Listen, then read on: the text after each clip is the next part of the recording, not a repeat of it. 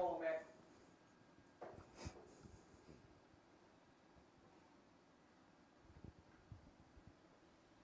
Heippa. Hei, ootteko te siellä? Me ollaan täällä ja me ollaan valmiita. Tervetuloa Verkkoaseman toimistolle ja meidän live-lähetykseen. Edellinen sessio taisi livessä meillä olla TikTokiin liittyen, mutta tänään ei puhuta TikTokista, vai mitä Jyrki? Joo, ei todennäköisesti ei. Hei, tänään puhutaan tiukkaa asiaa. Me ollaan täällä ja me ollaan valmiita. Oi. No niin. Susanna, kehtaatko tuolta napata? No niin, tästä tuli heti ensimmäinen tekninen vaikeus, eli haluan kuunnella myös itseäni tuolta lähetyksen kautta, pahoittelen. Hei, tänään meillä on tosiaan aiheena digitalisaatio, ja otsikko taisi olla nyt tehoa tekemiseen prosessien automatisoinnilla. Mutta hei, ajatus nyt ei ollut varmastikaan mitenkään hämärtää yleisöä ja puhua semmoisilla yläkäsitteillä tästä digitalisaatiosta, vaan mennään aika lähelle konkretiaa, vai mitä? Kyllä, mennään ATK:hon. ATK:hon. Eli puhutaan hyvin konkreettisesti tästä digitalisaatiosta. Mitä digitalisaatio tarkoittaa PK-yrityksille, mitkä ne mahdollisuudet ovat, mitä se tarkoittaa niin kuin oikeasti, miten tähän digitalisaatioon liittyy tämä niin kuin toimintojen tehostaminen ja mahdollisesti nämä saatavat kustannussäästöt. Eli uskon, että tästä tulee todella loistava live-lähetys ja saatte tästä varmasti konkreettista infoa siihen, että miten sitä yrityksen toimintaa, miten prosesseja ja sitä tuotantoa pystytään kehittämään. Vai mikä fiilis, Harri? Kiitoksia. Tämä on sitä, mitä tässä joka päivä mietitään asiakkaiden kanssa, että teema on tärkeä ja paljon työtä on eri organisaatioissa tämän sektorin ympärillä. Että aihe on hyvä. Kyllä, aihe on hyvä ja ehkä itse ajattelen tästä niin, että juurikin puhutaan ymmärrettävästi suomen kieltä yrittäjille, eikö niin? Just kyllä, näin. Kyllä. Hei, tosiaan niin kuin tuossa oli toi live-lähetys jo tuossa mun puhelimessa, mutta hei, siellä on live-chatti saatavilla tuolla lähetyksessä, eli live-chatti, jota tuun tässä tarkkailemaan ja katsomaan tämän lähetyksen ajan, eli sinne voi laittaa kysymyksiä ja mä sitten villisti huidon tuolla sivussa herroille kysymyksiä. Ja jos tuntuu, että se live-chatti nyt jostain syystä ei toimi, eli et saa sinne kysymystä tulemaan, niin voit napata kysymyksen myös suoraan mulle, tiina.raisanen@verkkoasema.fi, niin olen itse linjoilla niitä kysymyksiä vastaanottamaan. Ja hei, otetaanko vielä ihan lyhyt esittelyrundi tähän, ketäs herroja meillä on paikalla? Jyrki, haluatko ihan lyhyesti esitellä itsesi, kuka olet? Joo, morjens, mä oon Sundström Jyrki, teknologiajohtajana. Titteli on tällä Verkkoasemalla. Mä oon täällä ollut koko aikuisikäni 25 vuotta. Ja näiden tehostamishommien ja digitalisaation parissa jopa aikanaan tietämättäni ollut mukana. Ja edelleen tehdään niitä hommia. Yes. Entäs Harri? Hyvä, kyllä. Eli Harri Takala ja Digiliipperi. Ja minun titteli on semmoinen, mikä ei harvoin tulee samanlaista vasta, eli Chief Leap Officer. Ja Digiliipperin perustaja ja minun tehtävä on, ja Digiliipperin tehtävä on auttaa ihmisiä saavuttamaan unelmia liiketoiminnassa. Eli autetaan digitalisaation johtoa, liiketoimintajohtoa, prosessien omistajia, järjestelmän pääkäyttäjiä, muita ihmisiä, mitkä toimii sitten teknologian liiketoiminnan parissa ja tavoittelee jotain asioita. Kyllä, tuo unelmien saavuttaminen, se kuulostaa, se puree muhun ainakin tosi hyvin. Mutta hei herrat, ymmärtääkseni teillä on aika konkreettinen keissi, esimerkki demo heti tähän alkuun, että päästään suoraan niin kuin hampurilaisen pihviin tai villakoiran ytimeen, mitä haluaa sanoakin. Ole hyvä Jyrki, ole hyvä Harri, tehdään loistava live show. Kiitos. Ja, kiitoksia. No niin, okei. Ja kerroit jo vähän, mitä Digiliipper tekee. Ja niin kuin mä tuossa alussa alustin pikkusen, niin me ollaan oltu tämmöisten hankkeiden parissa jo pitkään. Se on tavallaan Verkkoaseman juuria. Ja me on alettu puhumaan vähän tämmöisistä turhauttavien töiden poistamisesta. Ja tämäkin demo liittyy siihen. Ja jos otetaan tästä nyt, lähdetään heti tähän demoon, niin mä näytän tästä. Otan tuolta. Eli meillä on tämmöinen siivousalafirma. Reilu 100 henkeä töissä, siivoja 100 henkeä, ja he pyörii sitten tuolla asiakkaissa ja käy hoitaa niitä hommia. Ja siellä sitten huomataan, että no niin okei, Verkkoasemalla alkaa vessapaperi loppumaan. Mitä tehdään? No tällä hetkellä prosessi toimii niin, että sitten se siivoja laittaa tekstarin sinne toimistolle tai jopa WhatsAppin. Tai sitten kun hän käy toimistolla muutaman päivän päästä, niin vie postit-lapun sinne pöydälle. Tänne tarvittaisiin tämmöisiä. Eli on aivan niin kuin erilaisia tapoja toimittaa se tieto sinne toimistolle. Ja muistetaanko edes toimittaa. Ja sitten siellä toimistolla taas käsitellään niitä postit-lappuja viestejä eri kanavista. En mä tiedä, kuulostaako tämä teidän keississä tutulta. Joo, ja tämä on siis just tämä, niinku, itse asiassa tänä päivänä niin WhatsApp on niinku, tämmöisen niinku, pieni askel digiaika, joka on korvannut sitä postit-lappua. No niin, että paljon pyörii todella niinku monimutkaisia prosesseja sitä WhatsAppin ympärillä. Kyllä. Joo. Ja tässä näkyy tässä ruulla nyt tämmöinen jäätävä prosessikaavio tästä, miten tämä homma nyt toimii, että sitä dataa menee sinne toimistolle ja sitten tilauksia käsittelevä henkilö sitten koittaa kerätä niitä omiin järjestelmiin ja sen lisäksi vielä sitten kun tehdään se tilaus, niin mennään johonkin toiseen järjestelmään tekemään se ostotilaus niille kamppeille. Ja tässä on tietenkin haasteena se, että siivoja ei tiedä, onko sinne toimitettu niitä, onko asiakas, tulee palautetta suoraan siivojalle, että hei, nyt täällä ei ole vieläkään sitä vessapaperia tai pesuainetta tai matot on likaiset. Niin sekä jos sitten niin siivoojan niin kannalta kiva, ei ole mukava mennä töihin, jos ei ole ne hommat kunnossa. Eli sen lisäksi, että niitä euroja säästetään, niin myös sitä työtyytyväisyyttä koitetaan parantaa näillä ratkaisuilla. Joo, ja nämä on hyvin aika usein niin arkisia asioita, mistä tulee nämä tarpeet. Ja sitten itse asiassa mitä DigiLiper tekee, millä tavalla me niin kuin toimitaan, niin se lähtee siitä, että niitä ihmisiä, jotka tekee sitä työtä, niin niitä on tärkeää kuunnella ja heiltä hakea se ymmärrys, että mikä on pielessä, mitä pitäisi kehittää. Et silloin me ollaan aika usein oikealla jäljellä, kun se lähtee tavallaan niin kuin toiminnan juurilta, niiltä ihmisiltä se tarve, mihinkä halutaan ratkaisua. Joo, ei siltä järjestelmien pääkäyttäjältä. Eikä varsinkaan johtajalta, jolla on niin kuin käsitys siitä, että me varmaan niin kuin toimitaan tällä tavalla ja niin edelleen. Ja on niin laatujärjestelmä, minkä mukaan se kai menee tai toivotaan, että se menee ja oikeasti se menee ihan eri tavalla. Joo, kyllä. Ja no sitten me on vähän suunniteltu tähän erilainen prosessi, joka perustuisi tämmöiseen kevyeen ohjelmistoratkaisuun. Sanotaan nyt vaikka näin. Eli nyt siellä siivoojalla on se luuri, oli se minkälainen tahansa, siinä selainpohjainen käyttis, jolla se hyvin yksinkertaisesti, kun hän menee sinne kohteeseen, valitsee kohteen, valitsee tuotteet, montako kappaletta ja painaa, että tilaa. Eli todella sellainen suoraviivainen, helppo ratkaisu. Tilausten vastaanottopuolella sama käyttis, toki käytetään ehkä selaimella eikä mobiililla, voi käyttää niinkin. Ja sitten hän pistää siitä sen eteenpäin ja ilmoittaa sitten statukset, missä se tilaus menee, niin sitten siivooja näkee, että missä tämän kohteen tilaukset kulkee ja on tietoinen siitä.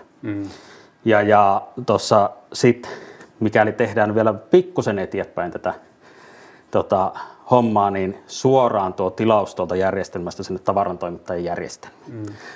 Siinähän mennään sitten sinne integraatiopuolelle.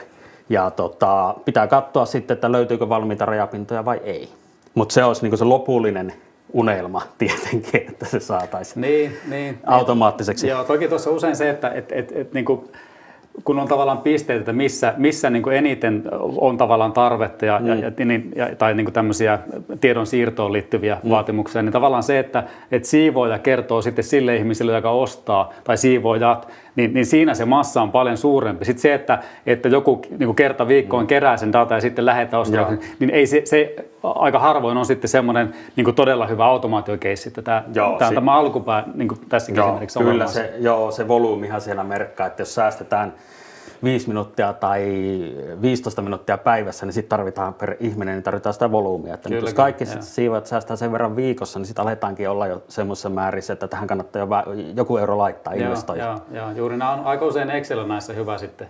Vaikka Excelistä niin kannattaa pyrkiä eroon monessa tilanteessa, mutta semmoiset, että avaa sen laskelman, että mikä on se hyöty ja paljonko tällä sitten vuodessa tai kuukaudessa säästetään, tai paljonko tämä maksaa tällä hetkellä. Ja sitten katsoo sen, että jos siellä alkaa tulla se 1000 tai 10 000, niin sittenhän tässä on niin kuin investointikeissi. Niin mutta tämä on pelkkää teknologian harrastelua. Joo, se, että kivahan sekin joskus on, mutta jos työkseen tekee, niin ei ehkä niin paljon. Joo, että jonkunnäköinen ROI-laskelma täytyy aina tehdä. Kyllä. Vaikka keissi olisi pieni ja sitten siinä huomaat, että kannattaako tuohon tehdä just mitään. Näin, vaikka kannattaako hoitaa niin kuin ennenkin. Joo. All right, tämmöistä keissiä tässä olisi nyt tarkoitus lähteä demoamaan. Ja Mulla on nyt tässä semmoinen alusta, jolla mä sitä teen. Ja se on tämmöinen low-code-alusta, Intrex nimeltään. Ja mutta näitä low-code-alustoja on paljon muitakin, vaikka voisi ajatella Microsoftin Power Apps voisi olla tämän tyylinen. Tuleeko sulla muita mieleen? No siis sanotaan tänä päivänä, kun osataan ERP tai CRM, niin se kaikissa on tiettyjä low-code-kyvykkyyksiä. Ja useimmiten nämä on itse asiassa niitä, mitä niin kuin helpoiten käytetään, koska ne on myös niin kuin integraatioiden osalta, ne on valmiiksi kiinni niissä muissa prosesseissa. Että se on. Mutta toki Power Apps on tämmöinen, mikä sitten, että jos on tämmöinen irrallinen standalone kokonaisuus, niin silloinhan se on ehdottomasti järkevää. Mä näytän tästä näin. Onko meillä ruutu on edelleen jaossa? Yes. Eli tässä on nyt pohjalla tein jo vähän tätä tilaussovellusta tänne. Ja näytän niin kuin sitä, että miten tämä low-code-ajattelu menee tässä. Eli meillä on täällä jo valmiina pienimuotoinen asiakas- ja tuoterekisteri, jotta niitä ei tässä ehditä tekemään muuten. Kyllä. Mutta tehdään tämä koko tilauslomake tähän. Eli me tarvitaan siihen tilaukselle nyt niin alasvatevalikkoon. Me tarvitaan tänne asiakas, kelle me ollaan tilaamassa. Ja mä nyt nappaan sen täältä. Ja sitten, että mitä kenttiä siinä alasvetovalikossa näytetään. No, nyt otan nimi. No.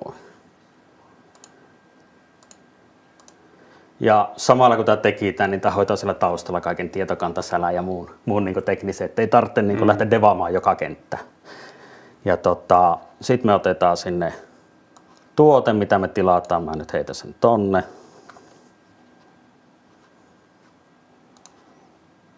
Näissä on monesti kaiken näköisiä valmiita, että näitä voi tällainen niin kuin asiantuntijatason ihminenkin tehdä, että ei tarvitse olla se kuru tässä vaiheessa vielä. Tämä on itse asiassa sillä tavalla tämä niin low-code-maailma samalla kuin low-codeat, niin tässä on semmoinen haaste, että vaikka sulla on niin kuin työkalu on niin kuin helppokäyttöinen, niin tässä hyvin usein käy kuitenkin sillä tavalla, että tässä sanotaan, että sen niin kuin helppokäyttöisyyden niin kuin varjoon jää sitten se, että se oikeasti pitää olla kuitenkin myös niin kuin järkevästi suunniteltu, mietitty versionhallinta, mietitty tavallaan niin kuin soveltuvuus muuhun ympäristöön, data-arkkitehtuuri, nämä. Ja sillä tavalla nämä niin kuin low-code-ratkaisut, niin joskus ne on semmoinen kaksiteräinen miekka, että sillä ratkotaan kyllä niin kuin helposti joku tarve tähän hetkeen. Mutta sitten kun mennään 5 vuotta eteenpäin tai 10 vuotta eteenpäin, niin voikin olla, että tämä on sitten semmoinen pommi siellä, että minkä se joku Jyrki kävi silloin tekemässä ja sitten se lähti seuraavaan työpaikkaan ja kukaan ei osaa sitä, niin, vaikka se oli kuinka low codea. Että tämmöisiä niin historiasta Lotus Notes, ne jotka on niin kuin, vähän niin kuin kokeneempia uralla, niin he on niin kuin, muistaa sen ajan. Lotus Notes oli ensimmäinen ehkä tämmöinen kunnon low-code-alusta, millä pystyi tekemään ihan mitä tahansa ja sillä tehtiin ihan mitä tahansa. Ja itsekin olen useita Notes-pommeja sitten tuolla niin kuin purkanut tai ollut niin kuin määritellyt, miten tämä niin kuin sitten kannattaa purkaa. FileMakerit, Accessit, niilläkin saa. Kyllä, meidän ensimmäinen laskutusjärjestelmä 25 vuotta sitten oli firman perustajan tekemä MS Access-sovellus ja siellä oli palkat ja kaikki tehty. Kyllä. Ja se on totta. Siis ihan sama millä tehdään, sieltä pitää löytyä kyvykkyyttä sieltä firmalta sitten hoitaa nämä versiohallinnat. Siellä pitää muidenkin kuin sen yhden Jyrkin tietää, mikä se sovellus on, koska se ei ole asiakkaan etu ja siihen pitää niin kuin päässä. Ja jos niitä tehdään talossa itse, että se löytyy sitä osaamista sieltä, niin sama juttu. Olisi se hyvä, että siellä joku muukin kuin sitten se joku, joka on tehnyt sen, niin sitten kun se päättää vaihtaa firmaa, niin sama tilanne. Ja sama siinä on sitten vaikka se ulkopuoleltakin toimittajahallinta, siinäkin täytyy huomioida, että niitä on paljon taloja, että joku talo teki aikanaan koodasi jollain työkalulla ja sitten intressi vaihtui johonkin toiseen teemaan ja sitten jäätiin vähän niin kuin saarelle sitten sen asian kanssa. Että näin se menee. Joo. Mä laitan tuohon tuotteen tilauksen lukumäärän ja mä heitän vielä sinne vaikka, että deadline, eli päivä milloin mitä pitäisi toimittaa. Laitetaan vaikka se noin ja aikamääränä näin. Olisikohan meillä siinä nyt riittävästi tuohon demoon rompetta. No joo, mä voisin ehkä laittaa tuonne tilauslomakkeelle vielä näkymiin vaikka sen tuotteen ja asiakkaan, mitä sieltä ollaan tilattu. Laitan tuolta tuo asiakkaan dataa ja sitten tuote vielä. Laitetaan nyt sinne, että ne näyttää Noin ja... Joo. Ja silloin kun tämä tehdään oikein, niin meillä on sitten se joukko niitä puhtaanapidon ammattilaisia kertomassa, että mitä he haluaa sinne. Joo, ja missä vaiheessa Kyllä, ja kyllä, mitenkin. joo. Joo, kyllä täytyyhän tuo myöntää, että silloin 6-7 vuotta sitten, kun ensimmäisiä isosti oikein näitä tehtiin, niin kyllä siinä olisi fiksua ollut silloinkin olla, että sitä tehtiin vähän takaperoisesti ja sitten iteroitiin ja ketterästi muutettiin. Niitähän voi muuttaa ketterästi tässä kenttiä niin edelleen, mutta se on ehkä, sen voisi tehdä siinä alussa tosiaan paremmin, että loppukäyttäjän mukaan ja näin päin pois. Niin. Toki siinä, siis loppukäyttäjä, hän tuntee substanssia, tuntee tarpeen ja tämmöisen, mutta joskus on sillä tavalla, että siinä ajatellaan liian paljon sitä tavallaan niin kuin vanhaa tapaa toimia. Tai jos on joku edellinen sovellus, mikä on rakenteellisesti niin kuin väärin, niin sitten tulee pulma siitä, että miten me saadaan sitten, jos halutaan yksinkertaistaa, niin tavallaan se monimutkainen rakenne siinä aikaisemmassa voi olla nimenomaan se kipupiste siinä. Ja kun se pitää muuttaa, niin sitten pitää tulla vähän niin kuin laatikon ulkopuolella ja katsella sitten ihan eri kulmasta sitten rakentaa. Et joskus on ihan hyvä tehdä se ensimmäinen speksi ja sitä lähteä sparraamaan. Niin, siitä ei tule just se sama kuin se vanha järjestelmä. Just näin. Joo, näitähän välissä tapahtuu, että tehdään uudella työkalulla sama vanha ratkaisu. Niin, kyllä. Joo. Ja no niin, mä tein ton tilauslomakkeen, katsotaan välissä miltä se näyttää. Eli mä menen täältä nyt ja ei mennä Tiinana, vaan mennään Jyrkinä. Eli Jyrki on nyt siivooja.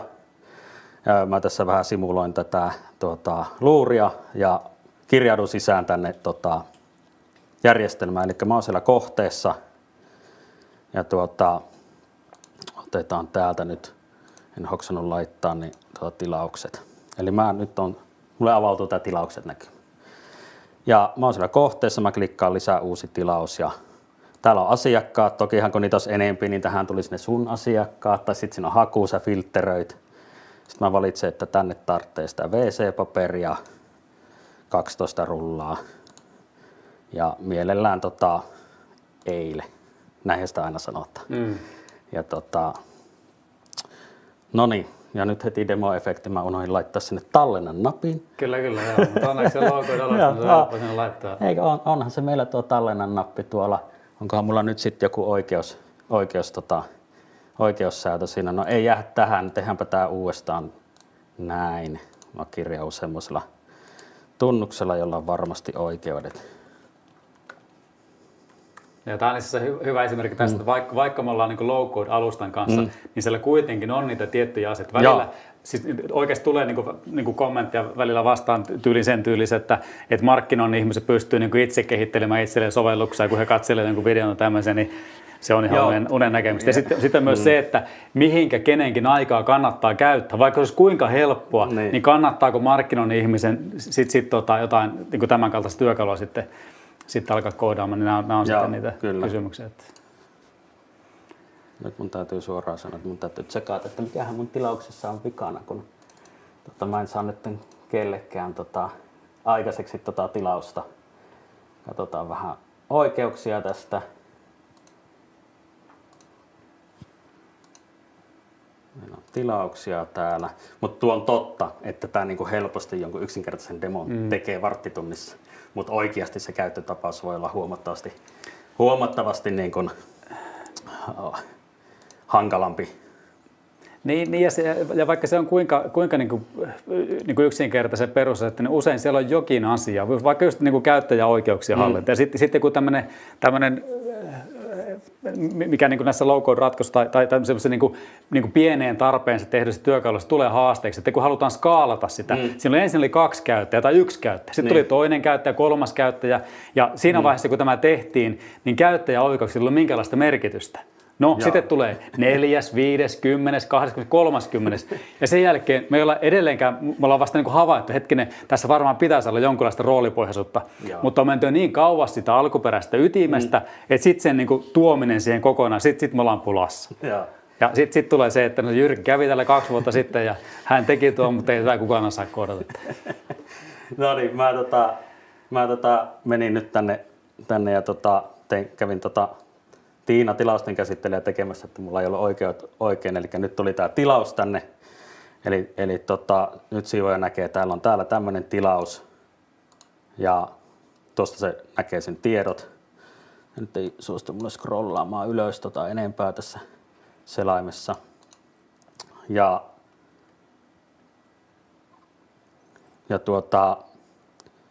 me ehkä tarvittaisiin vielä status tänne, se on prosessissa aika semmoinen olennainen kenttä. Niin, usein hyvin missä mennään. Niin laitetaan sinne vielä sitten se droppivalikkona se tuonne status. Ja se on vaikka uusi. Ja sitten on tilattu ja olisiko se nyt vaikka toimitettu. Näin. Ja laitetaan se tuonne tommonen statuskenttä, tietokantaa ja noin. Tallennetaan ja nyt mennään katsoa sitä tilausta, niin siellähän se on. On se uusi kenttä, että sitä ei tarvinnut ihan hirveänä tässä vaiheessa koodata, mutta se, että näitä kenttiä kyllä tosiaan tekee helposti ja paljon sinne, mutta tosiasiahan on sitten se, että mitkä on tarpeellisia. Kaikki pitää määritellä, pitää suunnitella se taustalla se tietokantarakenne, mitä ollaan tekemässä. Että vaikka se on helppo tehdä, niin se suunnittelu kuitenkin työ täytyy tehdä. Joo ja sitten aina on se tämmöinen, että sanotaan, että itse usein noudatan tämmöistä minimum lovable product-tyyppistä ratkaisua, että ensin on ne ihan perusjutut ja sitten lisätään, jos on tarvetta. Joo. Koska se, tässä alkuvaiheessa, jos otetaan kaikki näitä siinä, että voisi olla tuomasta ja tuomasta ja sitten siellä on niin kuin 9% kentistä on semmoisia, mitä tarvitaan kerran kuukaudessa tai kerran vuodessa, niin sitten me tulee liian vaikeita ratkaisuja. Ja sitten välissä se, kun joku asia alkaa näyttämään vaikealta, sitten se katkaisee sen kamelin selän ja sitten se ihminen, joka on sitten hoitamassa sitä toimistoa, niin eihän tätä kukaan osaa käyttää ja tekee vain jonkun yksinkertaisen. Siellä on 80 kenttää, mitkä pitäisi täyttää ja sitten niitä pyritään välilehille ja eri tavalla roolittamalla piilottaa, että jos joku ei tarvi jotain kenttää, niin se laitetaan vähän eri paikkaan. Ja sitten kun tulee toinen käyttäjä, niin sit ne tarvii sen. Vaikka niin kun ajatellaan, että kun kirjautaan sisään, että mitä toimintoja sä tarvit dashboard-tyylisesti, niin ne tuodaan sitten siihen näköiselle heti, mitä sulle on tärkeitä. Et jos sä oot myynnissä ja markkinoinnissa ne tietyt asiat, jos sä oot tuotannossa tietyt asiat. Ettei tungita sitä kaikkia firman dataa niin kuin samanlaisena kaikille. No joo, mä tässä demossa nyt pääsin siihen vaiheeseen, että mä sain lisättyä sen statuksen tonne. Ja päivitetäänpä tämä ruutu, eli mä oon nyt täällä siivoojana. Niin mä nyt sitten näen, miten tämä nyt tehdäänpä nuolta. Jostain syystä tämä selain ei mulla suostu scrollaamaan tässä. Noniin, no tuolta näkyy nyt tuo status, en tiedä näkyykö kuinka hyvin sinne muualle, mutta ja listalla tietenkin näkyisi, kun käyttäjä siivoja kirjautuu, niin ne mitkä tilaukset on esimerkiksi tulleet tai uusia, mikä on niin se käyttötarve missäkin tapauksessa. Mitäs muuta tulee mieleen tästä niin low-code-maailmasta tässä demo-mielessä? Joo, se tuossa välissä mietin tavallaan just näiden, että mikä liittyy muutosten hallintaan. Et sitten kun me nyt ollaan tehty jonkinlainen sovellus, sitten halutaan tämä status sinne, niin sittenhän siinä on se, että kun silloin on tehty se 2000 tilausta, niin mitä niille 2000 tilauksen statukselle tehdään. Että tämä niin kuin näissäkin, vaikka se muutoksen tekeminen teknisesti on äärimmäisen helppoa, niin se, että miten se tehdään sitten sillä tavalla, että siellä se joukko ihmisiä, mitkä käyttää sitä, että se ei, niin kuin, heille ei sotke sitä maailmaa tai että he niin kuin hallitsee sen hyvin, tiedotetaan, ohjeistetaan. Ja sitten tosiaan se, että jos siellä on se tyhjä kenttä ja siellä on se 2000 niin kuin, tapahtumaa tehty, niin mitä me tehdään sille tyhjälle kentälle? Täydetäänkö se jollain vai niin kuin, onko se vaan niin kuin uusissa oleellinen asia? Että muutosten hallinta on niin kuin äärimmäisen tärkeä myös tässä. Joo. Meillä on itsellä kokemuksia yhdestä CRM-järjestelmässä, jossa on käytännössä satoja käyttäjiä, joita me koko ajan kehitetään. Niin siellä tulee just tämä, että kun tehdään jotain uutta, niin sitten se migraatio siitä, että mitä sille datalle tehdään, mitä vanhalle datalle tehdään, jos se vaikuttaa siihen. Ja sitten vaikka näkyvästi niin kuin low-codeissa, että vaikka niin kuin tekniikka ja ratkaisumalli on helppo, niin se ympäristö, niin se ei ole yhtään helpompi. Sulla on ihan yhtä vaikea se liiketoiminta, haastava käyttäjäräpät ja niin edelleen. Ja niin kuin, täytyy niin kuin muistaa se, että vaikka se just niin kuin laitat tuohon sen statuksen tosi kätevästi, niin ei se sille ihmiselle, joka sitten sitä toimistoa siivoaa, niin se pitää kuitenkin eri tavalla, tai ihan, hänelle se ei mene niin nappia painamalla se, tai että päivitä, niin se olisi sinne. Kyllä. Jos mennään tuohon statukseen, niin sitten seuraava on se, että kun sinne tulee uusi tilaus, niin mitä sitten? Mennään näihin niin kuin järjestelmäprosesseihin ja automaattisen tietojen käsittelyyn ATK:han, että mitä tapahtuu siinä vaiheessa. Niin. Sitten me voitaisiin esimerkiksi rakentaa tänne. Nämä löytyy myös tämmöiset prosessityökalut aika monesta muustakin näistä järjestelmistä. Eli me rakennetaan tänne nyt, että tämä tarttuu nyt kiinni, kun tänne tulee uusi tilaus. Eli lisätään uusi tilaus. Sitten me voidaan tarkistaa, että jos sen status on vaikkapa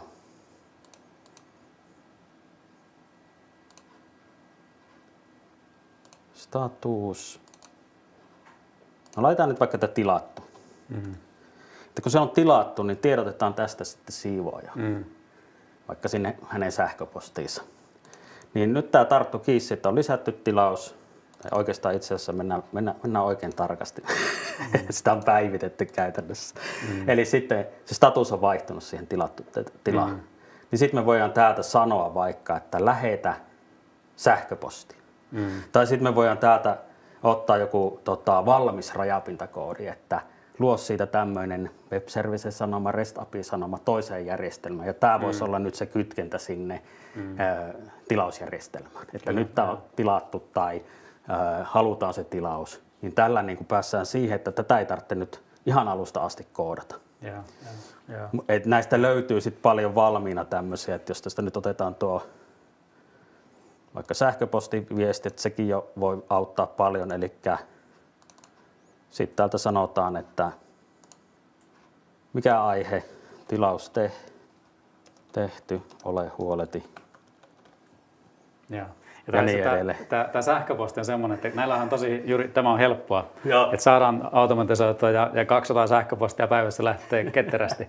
mutta nyt sitten se, että mehän ei itse asiassa haluta tätä niin kuin sähköpostia tällä tuottaa, me halutaan hoitaa sitä prosessia, eikä sitä sivuajakaan kiinnosta se, että ehkä häntä kiinnostaa se ensimmäisen kerran, kun painostaa ja toisenakin päivänä vielä, että no kyllä näköjään lähtee, mutta kun hän on 3 viikkoa tilannut ja joka päivä hänellä on 5 kappaletta sähköpostia, niin sitten se loppuu se into siitä, mutta usein, tai joissakin tilanteissa se on ihan ok. Mutta joo, kyllä se on totta, että tämä nyt on helppo esimerkki tässä niin kuin tehdä, mutta kyllä sitä siivoajaa kiinnostaa se sitten, että onko ne toimitettu, kun hän tulee sinne paikalle. Mutta sitten meillä on se appi ja sinne sitten listaa status ja edelleen, mitä ne hänen tilauksensa on. Näin on. Joo. Mutta on juuri se, että tässäkin se niin kuin käyttäjän mukaan ottaminen siinä, että minkälaista tietoa hän tarvitsee ja missä tilanteessa hän tarvitsee. Että ehkä just niin kuin se, että no se tilaus se on viivästynyt, silloin ehkä se informaatio. Niin, mutta sinänsä niin kuin nämähän on just niin kuin näissä on ketterät kyvykkyydet tehdä juuri siinä tilanteessa, kun halutaan. Mä oon kokenut, että näissä projekteissa tämä prosessipuoli on oikeastaan se killeri, mutta sillä lailla niin kuin se tosi tärkeä juttu, jolla sitten oikeasti tehdään ne jutut, että eri tommoset pienet liiketoimintasovellukset niin kuin juttelee toistensa kanssa ja aiheuttaa jotakin toisessa järjestelmässä, niin tämä prosessipuoli on juurikin se sitten. No joo, kyllä niinku, ilman sitä nehän on vain itsenäisiä sovelluksia, jotka siellä vaan pyörii, mutta kun niitä tarvitaan sitten monen prosessiin erilaisia, niin sillä tuo prosessipuoli on mun mielestä niin aika olennainen kampe. On ehdottomasti. Toki se on myös sitten se, että me saadaan niin kuin kommunikoimaan oikein, niin sitten me mennään semmoiseen niin oikeasti niin kuin vaikeaseen asiaan. Kyllä. Ja se tässä on ehkä just tässä, niin kuin, jos ottaa niin kuin vähän etäisyyttä tähän niin kuin käyttöliittymään, niin näissä on aina tosi tärkeää se, että me määritellään, hahmotetaan se sovelluksen ja ratkaisun rooli oikein. Sillä täytyy olla semmoinen niin kuin sopiva kolo siinä paikassa tai siinä niin kuin organisaation sovellusarkkitehtuurissa, mihinkä me ollaan sitä laittamassa. Jos niin kuin sitä ei ole mietitty, tai sitten niin kuin semmoinen, mikä haastaa aika monessa organisaatiossa on, että varsinkin vähänkin isommissa, että niitä sovelluksia on niin paljon, niitä on siis niin kuin pienessäkin on kymmeniä, kun mennään isompaan, niin on satoja. Kukaan ei niin kuin tunne niitä kaikkia. Ja IT tai tietohallinto, mikä tavallaan niin kuin pitäisi tietää niistä, niin aika harvoin he oikeasti tietää. He tietää kyllä niin kuin luettelossa nimiä, mutta että mihin niitä käytetään, niin ei tiedä. Niin siellä sitten se, että joku halutaan low-code-työkalu johonkin kokonaisuuteen, mihin on jo tällä hetkellä 3 työkalua, mitkä tekee sitä, niin nämä on niitä semmoisia haasteita, mitä niin oikeassa elämässä tulee vastaan tuolla. Joo, ja varmaan niin kuin justiinsa nämä isommassa yrityksessä eri osastoilla, niin kun jollakin on joku käytössä, toisella toinen, niin sitten voi olla, että ei IT yksinkertaisesti, niin kuin sanoit, niin tiedä tarkkaan minkä takia ja mitä ne tekee, se on sillä bisneksellä. Saati sitten sekin vielä, että millä tasolla nämä eri osastot voi olla siinä digitalisaatiossa. Toinen hoitaa mailillä, niin kuin tässä vähän oli, ja jollakin, ja toisella sujuu jo kaikki niin kuin hienosti siellä. Joo. Ja tämä on muuten se niin DigiLeaperin toiminta, niin meillä on se oma toiminta lähtee siitä, että me haetaan ymmärrystä juuri tähän, että ymmärretään tämä kenttä, mihinkä näitä käytetään. Ja sitten kun meillä on ymmärrys siitä, että missä niitä on aukkoja tai missä on ongelmapaikkoja, niin sitten meillä on se niin kuin pelikenttä ympärillä selvä ja tiedetään, että nyt tuohon kohtaan sopii tämmöinen palanen tai siihen tarvitaan tämmöinen palanen. Niin ja silloin se on rakenteellisesti, jos me halutaan joku low-code-ratkaisu sinne asiakkaalle sitten jostain hankkia, vaikka verkkoasemalta, jos verkkoasemalla siihen on niin kuin hyvä ratkaisu, niin silloin se istuu siihen, se niin kuin on isossa kuvassa oikein. Ja se on tärkeää, että pienet asiat isossa kuvassa, niin se on se niin kuin sanotaan niin kuin onnistumisen resepti siinä. Eli sillä tehdään unelmia. Eli se kokonaisuus pitää olla hallussa ehdottomasti, että ei lähdetä ratkaisemaan vaan sitä yhtä juttua jollakin teknologialla, mikä tuli mieleen. Kyllä. Joo. Sinänsä sekin on vielä, jos jatkan tähän, niin tavallaan on ihan ok se, että tekee väliaikaisratkaisuja, tekee tietoisesti väliaikaisratkaisuja. Usein kun jotakin tehdään, ajatellaan, että no, me mennään tällä tämä vuosi, oikeasti mennään usein 3 vuotta sillä tai 4 vuottakin, mutta yhtä kaikki tiedostetaan ja hyväksytään väliaikaisten ratkaisujen tekeminen. Niinhän me tehdään kaikissa muussakin elämässä. Low-code on niin äärimmäisen hyvä työkalu tehdä väliaikaisia ratkaisuja. Mutta se myös tarkoittaa sitä ja niin kuin pitää sisällään sen niin kuin vastuunottamisen, että se niin kuin väliaikainenkin ratkaisu tehdään sitten fiksusti. Kyllä. Ja sitten siinä tullaan toki sitten siihen tähän niin ROI-laskenta tämän tyyppistä. Joo, niin on kyllä. Ne on vähän erilaisia. Niin joo, se ei ole yllä niin pitkälle. Toisaalta se väliaikaisena siinä hyväksytään ehkä tiettyjä rajoitteita ja muita, jolloin se voi olla pikkusen niin kuin edullisempikin ratkaisu tehdä, mutta sitten se elinkaari on lyhyempi. Kyllä. Joo. Jos tähän demoon ihan lyhyesti vielä palataan, mulla on täältä kadonnut tämä esitys, niin pikkusen näitä hyötyjä mä kirjasin tähän, että mitä tästä voisi olla niin että tilaukset olisi nyt yhdessä paikassa, eikä siellä erilaisissa pöytälaatikoissa tai järjestelmissä. Siivoja näkee ne tilausten statukset, ja varsinkin tuo oli hyvä pointti, että jos on myöhässä se tilaus, olisi kiva tietää mennä sinne sitten ei korvat luimussa, mutta että on joku vastaus, että sori, tässä on nyt tämmöinen tilanne. Ja sitten tilausten käsittelijä toimistolla pystyisi niitä hallinnoimaan yhdestä paikasta. Vaikka siellä ei olisikaan kuin yksi tai muutama, riippuen vähän keissistä, joka käsittelee noita tilauksia, niin on siinä kuitenkin se, että jos hän on sairaana, kun se nyt kaikki tieto on hänellä päässä, niin joku toinenkin voisi sitä hoitaa, kun se on yhdessä paikassa tuo tieto. Ja sitten nämä integraatiot jatkossa noihin muihin järjestelmiin. Tuleeko sulla tähän jotakin? No, tuo integraatio tuo on semmoinen, siis useimmathan juuri tässä vaiheessa ne, sulkee puhelimen tai lopettaa palaverin tai lopettaa ne kuuntelemiset. Ne on haastava, mutta että integraatiot siihenkin on niin kuin low-code-ratkaisuja. Ne on niin kuin, tietyllä tavalla niin kuin integraation tekeminen on helppoa, vaikeus tulee datasta. Ja sehän tässä on niin kuin näissäkin ratkaisuissa, että miten me saadaan se niin kuin data-arkkitehtuuri sillä tavalla, että on niin kuin täällä on tilaus, mitä tehdään. Nyt tähän niin kuin asiaan liittyy se, että on tiettyjä kohteita, missä me sitä siivouspalvelua tuotetaan, ja ne on jossain toisessa järjestelmässä, kun tulee myyjä myy uuden asiakkuuden, ja sitten tulee uusi kohde, miten me saadaan se tänne uitettua, ja tämä niin kuin tekee sen kompleksisuuden tähän asiaan. Ja tämä on myös semmoinen niin kuin rakenteellisesti, mikä pitää sitten osata suunnitella oikein, ettei tule sitä, että no me mennään jonnekin uuteen kohteeseen, tämä on muuten, ei täällä ole tätä rakennusta, mikä pitäisi olla, ja sitten siinä tulee tämä jonkinlainen motivaatio. Joo, kyllä tuossa demossa niin asiakasrekisteri ja tuoterekisteri, niin aikamoinen oikaisu oli, koska nehän on No niin kuin se kaikki masterdata, siis kaiken lähtökohta hyvin usein Joo, on ne tuotteet tai palvelut ja sitten ne asiakkaat, eli tässä tapauksessa ne kohteet, mihin mennään, niin sehän pitää ehdottomasti olla tuolla se kaikki data ja niin edelleen ja liitokset, että ketkä käy missäkin ja jos se vaihtuu se siivooja, niin sitten pitäisi näkyä siellä, koska jos niitä kohteita on satoja, niin tympiä tuommoista listaa on katella ja muuta vastaavaa. Kyllä, joo. Ja sitten kun se lähdetään integroimaan takaisin sinne järjestelmään, niin mikäli se olisi se asiakasrekisteri nyt vaikka ERP-ja tai olisi hakenut sieltä ne nätisti ja se uitetaan takaisin sinne, niin sittenhän siellä pitää se avain kulkea sitten, että ne on mäpätty ne datat ja muuta vastaavaa Kyllä, kunnolla. Joo. Mutta tässäkin on semmoinen, että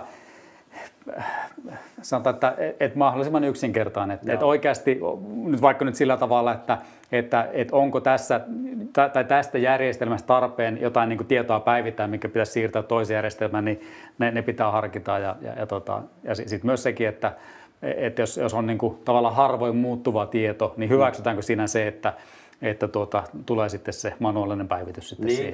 Kyllä. Tai just niin kuin ajastukset, että monessa keississä tulee, että olisipa kiva, kun taas reaaliaikainen. Ja sitten tulee vähän mieleen, että no miksi, että onko sillä nyt väliä, jos on varttitunnin päästä jossakin niin kuin oikeasti vasta. Kyllä. Tai tunnin tai seuraavana aamuna.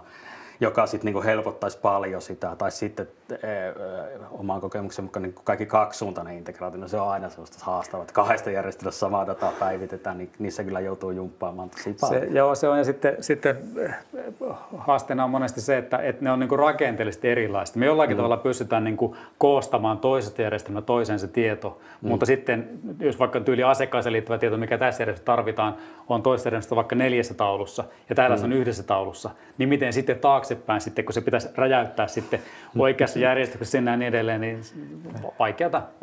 Mahdollista, mutta oikeasti pitää olla tarve sitten sille, että taas se Excel ja investointilaskelma. Ja mukaan siihen. Ja hyvä. Hei, onkohan tullut kysymyksiä? Joo, sellainen kysymys, että miten tämä Jyrkin kuvaama demoprojekti, tämä automatisointiprojekti, niin miten tämä nyt käynnistettäisiin fiksusti, jos Harri vaikka vastaa?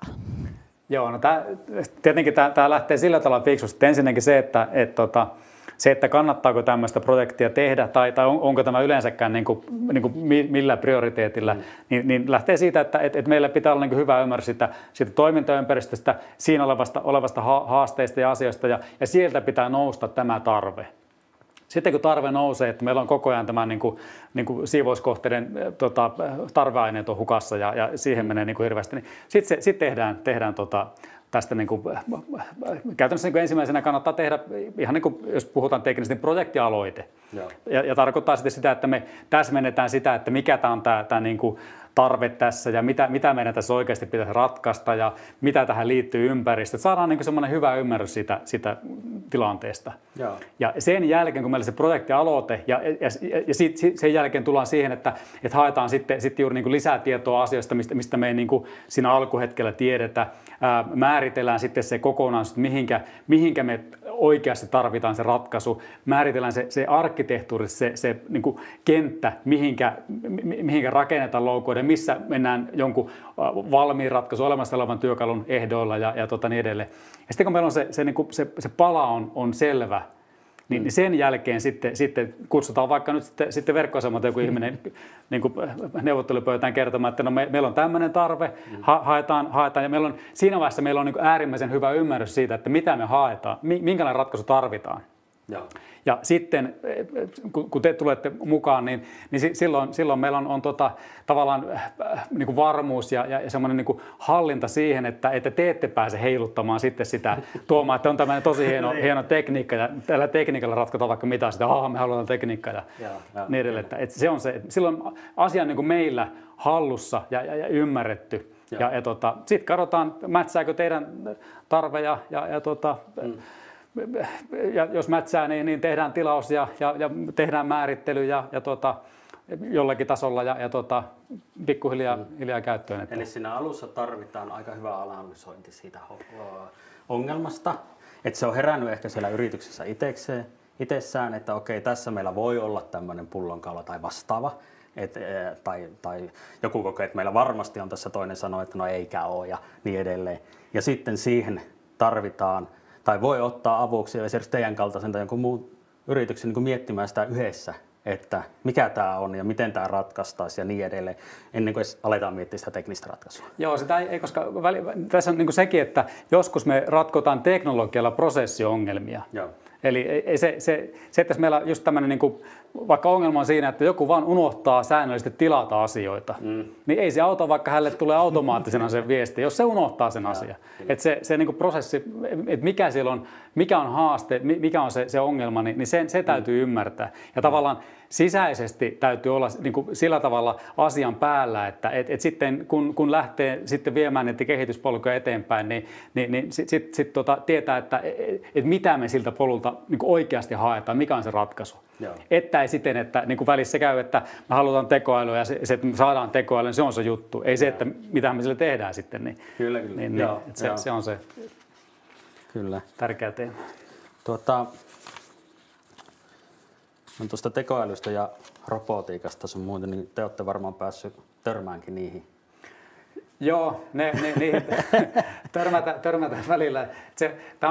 Se tekoäly, niihin törmää kaikkein helpoiten netissä, kun mitä tahansa avaa, niin se on täynnä niin kuin näitä hankkeita ja asioita, mutta että siinä on niin kuin sellainen haaste, että jos niin kuin ihan niin kuin laajasti katsellaan organisaatioiden tietohallintoa ja järjestelmä- ja data-arkkitehtuuria, niin usein se niin kuin kypsyys eri asioihin, niin se on matalammalla kuin sitten se, että meillä joku tekoäly olisi sitten se juttu, millä tämä homma ratkeaa. On sektoreita, on asioita, missä se on niin kuin ehdottomasti on paikallaan. Ja tässäkin just niin kuin mainitsit, että aikaisemmin, että niin kuin eri osastot tai niin kuin ihan niin kuin tietysti niin eri ihmisetkin, niin ne niin kuin pelaa välillä niin kuin eri sarjassa. Joo. Ja sulla voi olla sillä tavalla, että sulla on niin kuin tuotannossa jokin tietty kokonaisuus, niin se on niin kuin todella pitkällä.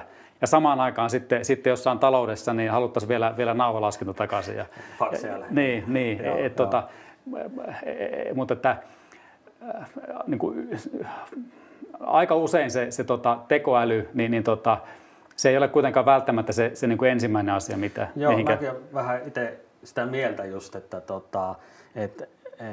tekoäly ja tavallaan softarobotit niin edelleen, niin kyllä ne on tulossa ja niin edelleen, mutta se on sen verran vielä uutta, että tänä päivänä, jos lähdetään ratkoon tämän tyylisiä ongelmia, niin se ei välttämättä ole se ykkösjuttu, jolla niin kuin varsinkaan niin kuin teknologisesti lähdetään, että tämä on se juttu, jolla sitä lähdettäisiin ratkaisemaan. Niin, joo, mutta toki siis se on vanha asia samaan aikaan, ja samaan aikaan se on niin kuin monelle ihan vielä niin kuin uusi juttu, että se riippuu, mutta että sanotaan niin kuin kuvitelma siitä, tai usein se, että jos sulla on niin kuin datan hallinnan kanssa haasteita, niin silloin me usein niin kuin puhutaan tästä, että me tarvitaan analytiikkaa tai me tarvitaan just RPA-ratkaisuja tai sitten jotain BI-ratkaisuja. Ja sitten se niin kuin loppuviimein ongelma voi olla siinä, että meillä prosessit ja järjestelmät ei kohtaa ja meillä ei tavallaan synny dataa. Niin. Tai sitä dataa, mitä syntyy, niin se ei ole oikein. Niin se, että me sitten hankitaan joku hieno IBM Watson-ratkaisu, mikä sitten tulkitsee jostain, niin jos sillä annetaan ihan mitä tahansa, niin se vastaa ihan mitä tahansa. Että ei se niin kuin siinä että, Kyllä. Mutta taas ei niin kuin pidä sillä tavalla niin kuin aliarvioida, että on, siis tietysti niin kuin organisaatiot on monenlaisia, on osa niin kuin todella pitkällä tässä ja sitten on juuri tämä, että tietty sektori, niin siellä on käytetty jo 10 vuotta pidempäänkin ratkaisua, mistä me nyt luotaan sitten. Niin, se on heidän mielestä niin eilistä jo, niin. että he on tottuneet siihen. Mutta ehkä massa ei vielä ole niin kuin suurin osa, sillä tarkoitin sitä, että se on aika tuoretta niin kuin suurimmalle osalle vielä niin kuin käyttää ratkaisuissa. Joo, ja se on näin. Ja sitten ehkä semmoinen, mikä tulee, nythän meillä on niin kuin pilvipalveluiden myötä, niin siinähän tulee tavallaan, koska sulla on, siis SaaSin etuhan on se, että siihen voidaan niin kuin hyvin helposti tuoda tämmöisiä uusia kyvykkyyksiä. Ja sitä kautta sitten niin kuin tietyt ohjelmistot, niin niihin on tuotu sisälle näitä tekoälykomponentteja, mitkä on tavallaan niin kuin automaattisesti läsnä siellä. Joo. Ja ne niin kuin pieniä asioita siellä niin kuin vinkkaa ja niin edelleen.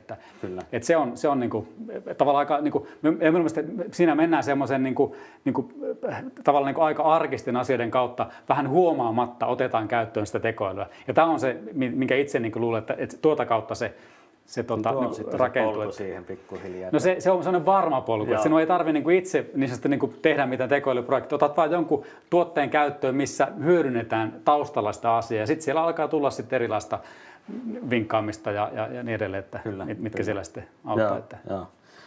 No mitä mieltä sä oot kokemuksen mukaan, kuinka tietoisia yleensäkään yritykset on minkään tapaisista näistä digitalisaatioista? Sanoit, että ei saa ratkaisusta, että ei saa niin kuin aliarvioida, että mennään tosi niin kuin eri tasoilla.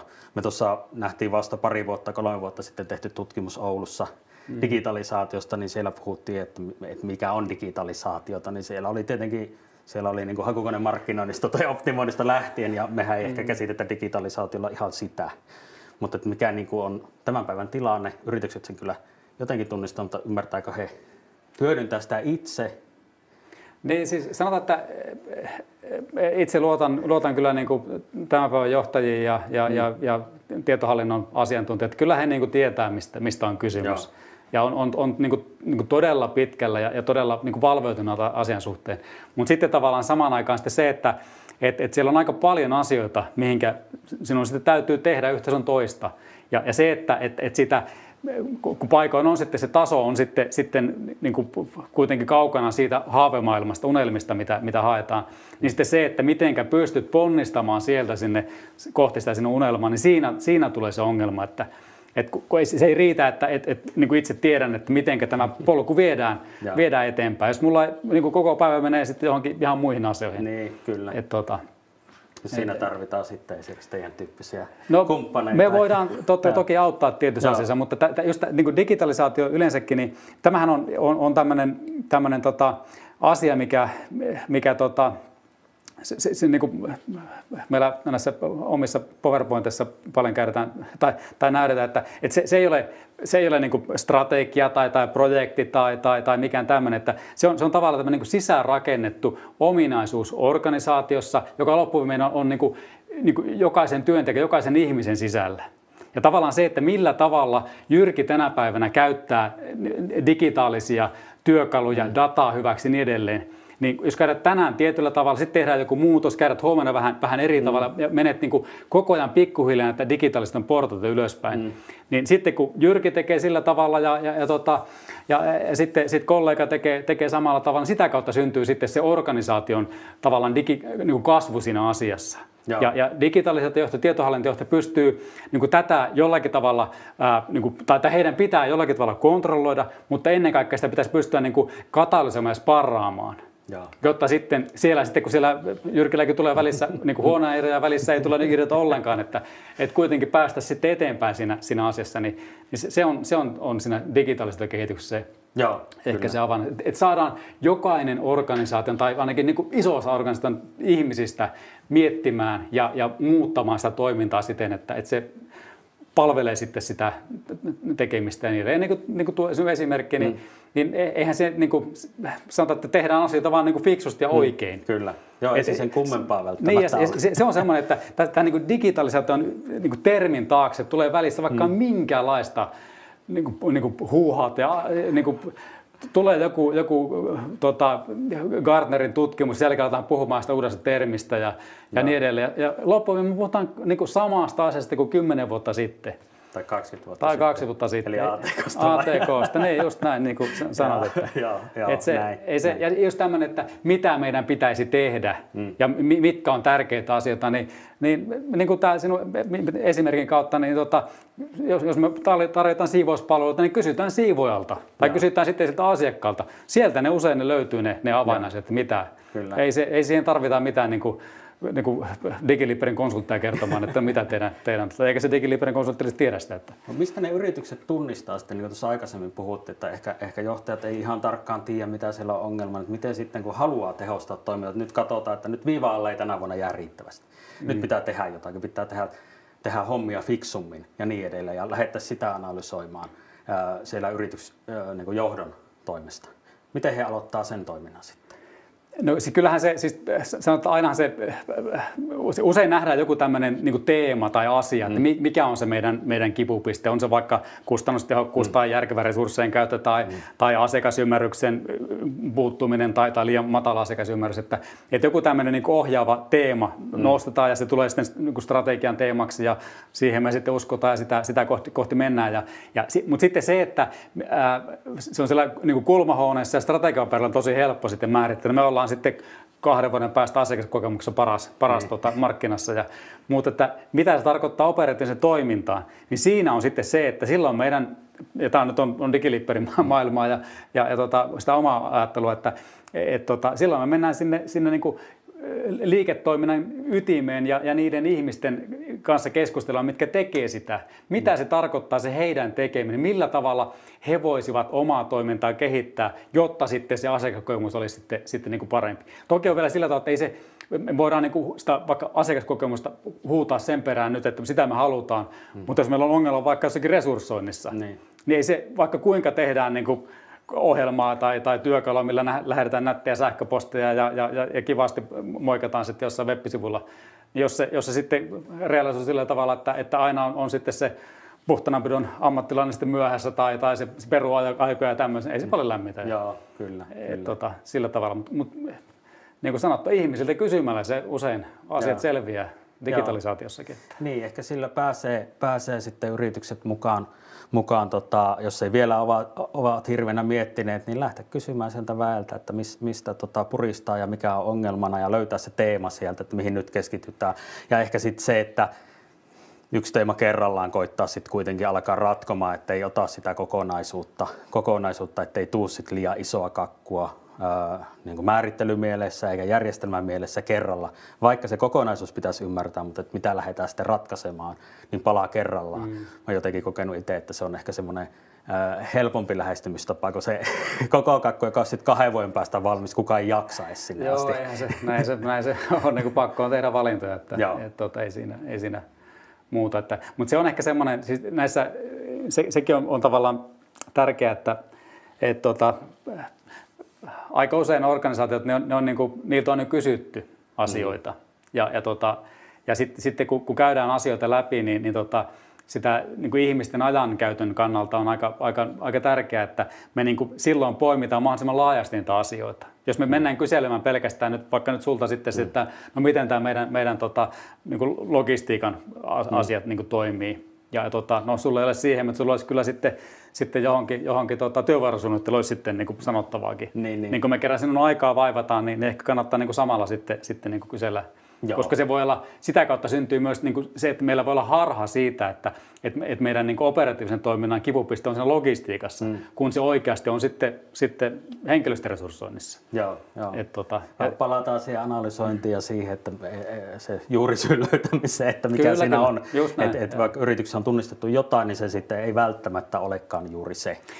Aina. Joo, ja sitten on vielä se, että vaikka tunnistetaan niin kuin ongelma ja oire oikein, niin sitten me tullaan sitten välissä vaikea, että jos me tiedetään, että meidän pitää jotenkin niin kuin tekniikalla ratkaista tämä asia, niin silloin menee välissä menee niin kuin metsään se, että no mikä on se työkalu. Tyylin se, että no me soitetaan Jyrkille, se tekee tähän meille tämmöisen niin kuin kätevän pikkuratkaisun. Se voi olla niin metsään mennyt se koko niin kuin idea siinä. Ja lähti ihan niin kuin ensimmäinen askel meni pieleen, kun oikeasti olisi pitänyt soittaa sitten jollekin ERP-toimittajalle, että me tarvitaan se koko ERP.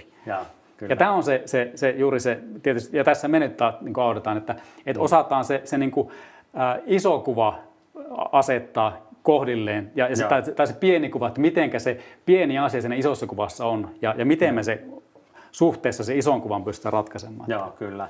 Joo, se on niin kuin tuossa vähän oli alussa puhettakin, että mekin ollaan niissä ERP-projekteissakin mukana ja tehdään myös low-code-ratkaisujen avulla niitä niin kuin tiettyä, silloin kun siihen ei löydy sit kaupasta sitä valmista ratkaisua, tai sitten jollakin ratkaisulla niin kuin laajennetaan, ja ainahan se ei ole low-code juttu. Et sehän voi olla, että me tarvitaan se sovellus ihan räätälöitynä, koodattuna, millä teknologialla vaan oli se Java tai .NET tai mikä tahansa sitten, mikä se pitää olla. Ja mutta just ne isot sitten projektit sun muuta, niin kyllä niissäkin meillä pääsääntöisesti siellä on ollut alustamassa sitä joku teidän tyyppinen yritys sun muuta, että mietitty niitä prosesseja ja mikä ERP siihen voisi olla ja löytyykö siihen, tarvitaanko sinne tuotehallinnan softat ja asiakkuehallinnan softat erikseen, että se ERP ei vaan riitä ja niin edelleen.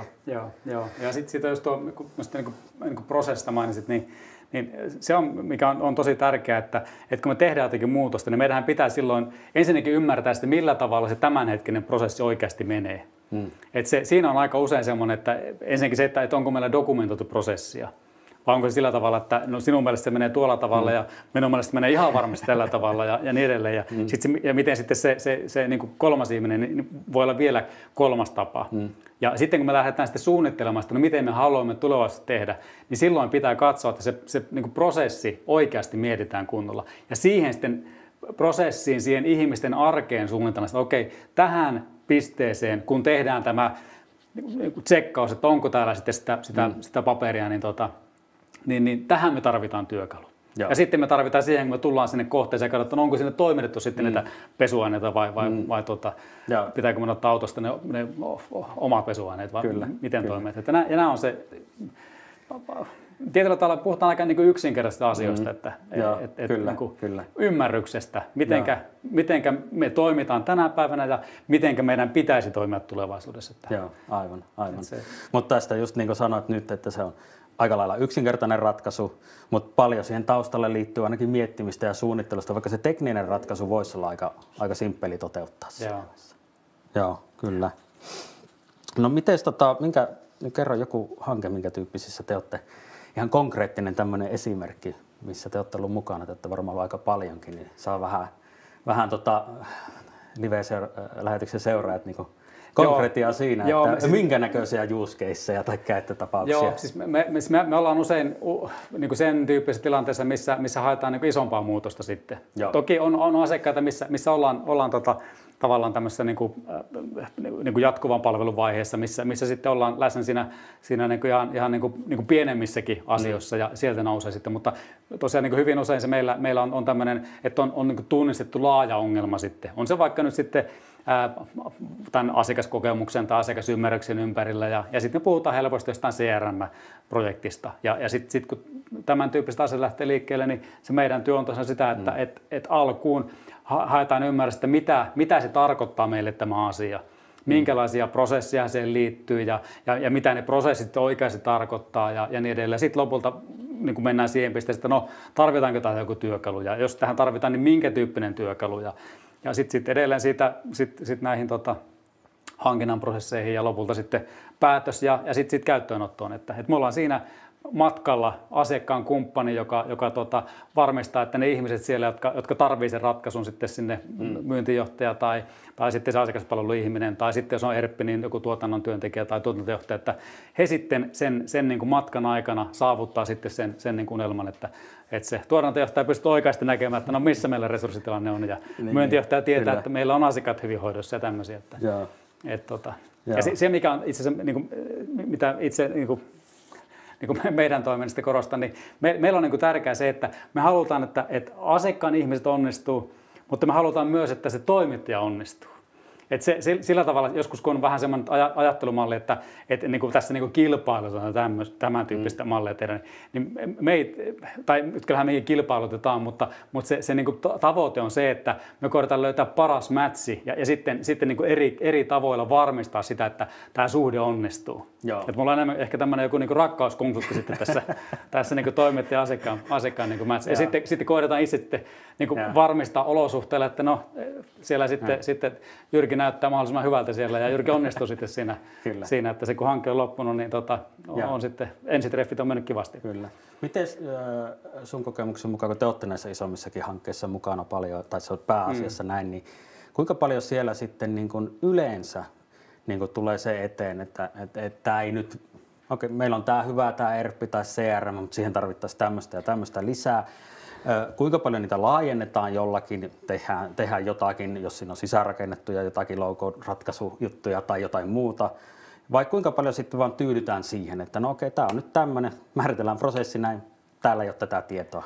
Mikä on tänä päivänä tilanne? No, paljon riippuu organisaatiosta ja sitten myös, että missä ajanhetkessä ollaan. Että, silloin kun tehdään jotakin isoa muutosta, niin silloinhan, niin kuin puhuin tuosta, tehdään se minimum lovable product. Ja se on se tavoite. Mutta sitten kun se projekti päättyy ja meillä on sitten se juttu, niin sen jälkeen on aika katsoa sitten taas kohti uusia unelmia ja ottaa niitä sitten kiinni. Ja sitten tämmöinen, siis fakta on se, että mikään ERP tai CRM tai VMS, mikä onkaan se ratkaisu, niin eihän ne ratkaise kaikkia tarpeita. Se on ihan unen näkemistä kuvittelee. Tai ehkä se jonkun aikaa se uni kestää, mutta ei kovin pitkään. Sitten tulee se, että no hetkinen, ehkä tuohon kannattaa sitten joko siitä syystä sinne A ole sitä, tai B se on niin huono, että sitä ei kannata käyttää, tai C se on niin kallis, että se ei siihen meidän tarpeeseen sitten istu se asia. Ja silloin me tullaan näihin täydentäviin ratkaisuihin. Ja tässä just se, että se varmaan se yleisin malli on, että jos aika usein on niitä semmoisia tämmöisiä low-code-alustoja siinä tuotteessa itsessään, millä pystyy jonkun uuden taulun rakentamaan ja siihen käyttöliittymä tämmöisen, niin ne on se tavallaan se helpoin polku. Mutta että sitten kun me tullaan semmoiselle sektorille, mikä ei ole tavallaan siinä samassa data-domainissa, tai se data, mitä siellä käsitellään, on erilaista kuin sitten se, mihinkä nyt tarvitaan uutta työkalua, niin silloin ollaan sillä sektorilla, että pitää miettiä, että no mitenkä tämä ratkotaan. Koska taas sekään ei ole just jotain Salesforcen tai Dynamicsin ratkaisuja, niillähän pystyy tekemään mitä tahansa, mutta se, että kannattaako niillä tehdä mitä tahansa, niin se on sitten toinen kysymys. Niin kuin nopeaa, mitä se maksaa niilläkään tehdä siis yleensäkään, sitten onko se investoinnin arvosta jälleen siihen ROI-laskelmaan tullaan. Niin ja sitten ollaan tämmöisiä tekijöitä, että tässä pitäisi pystyä näkemään sinne tulevaisuuteen, että mikä on tämän sovelluksen käyttö tulevaisuudessa. Ihan vaikka tämmöisen yksinkertaisen esimerkkiä, että vaikka Microsoft on he nyt on kuuluisa lisenssointiin liittyvistä muutoksista ja kaikki ne tekee, niin voi olla sillä tavalla, että sulla on joku tietty käyttömalli omalla ratkaisulla. Esimerkiksi Microsoft muutti nyt joku vuosi sitten tämmöisen portaalihinnoittelua. Se käytännössä tietyissä käyttöskenaarioissa se 100-kertaisesti se hinnan, joka tarkoittaa, että jos sulla olet laskenut sen, että se kannattaa tällä ja niin, että saan se 2 euroa kuukaudessa loppukäyttäjälle ja yhteenkä se on 200 euroa. Se on vaikka kuntosalin pitää ja se, että saat katsoa apista, että no, onko mulla sitten tilaa sinne kurssille. Niin. Ja sinun kustannus on 200 euroa, vaikka voisit 50 euroa siitä sovelluksesta. Niin sehän tietää, että use case on aika lailla menetetty. Että tämä on se, ja tässä tullaan sitten siihen, että myös näissä low-code-ratkaisuissa, niin sulla pitää olla semmoinen ymmärrys siitä tavallaan sen teknologian taustasta ja siitä, että mitenkä sen hinnoittelurakenteet, mitenkä sinun oma tämmöinen, sanotaan vaikka neuvotteluvoima sitten siihen ratkaisuun tai mihin se yleensä perustuu, että minkälaisia muutoksia siihen on sen low-code-alustan elinkaarella tulossa. Että se on tärkeää. Joo, se on tietenkin varmasti hankala arvioida, että nyt otetaan Microsoftit tai mikä tahansa muut isommat Oraclet ja muut, jotka tekee näitä, niin siellähän voi tulla mitä vaan. Se voi tulla mitä vaan, mutta sanotaan, että semmoinen aika usein, että jos joku tuntuu liian halvalta ollakseen totta, niin usein se jossain vaiheessa muuttuu todeksi. Niin justiin. Kyllä. Okei, vähän tsekkaan, että ollaanko me yliajalla.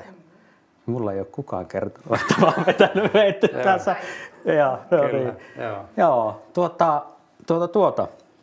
Joo, haluatko Tiina tulla vielä tähän juttelemaan? Jäikö Harrilla vielä jotakin? No jäi tietysti. mutta olennaista tästä vielä, että jos vettäisi vähän yhteen niin lopuksi.